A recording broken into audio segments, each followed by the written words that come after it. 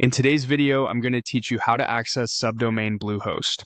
By the end, you'll know exactly where to go in your Bluehost account, how to locate your subdomain settings in cPanel, how to confirm or change the document root so your files load correctly, and how to open your subdomain in a browser.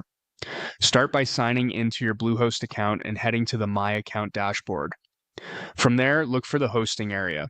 This is where Bluehost groups everything related to your websites and server settings, so it's the quickest path to the tools you'll need.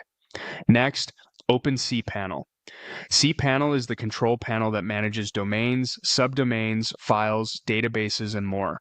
If you don't see it immediately, give the page a second to load or expand any Site Tools section. The cPanel link is usually prominent. Inside cPanel, go to the Domains section. This is where all of your domains and subdomains are listed. Find the domain that contains the subdomain you want to access, then choose Manage. Manage takes you into the detailed settings for that domain and its associated subdomains. If you need to update the subdomain settings, use the Edit or Update option you see here. One key item to check is the document root. The document root is the folder on your server that the subdomain loads from. For example, you might have a folder named specifically for your subdomain inside your main site's files.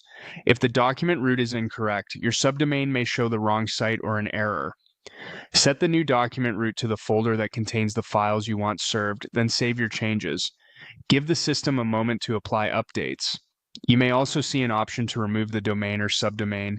Only use this if you truly want to delete the subdomain from your account. Removing it will disconnect it from your hosting and stop it from loading. This is not required just to access your subdomain, so proceed with caution. Once your document root is confirmed and saved, you can access the subdomain directly by typing its full URL into your browser's address bar and pressing enter.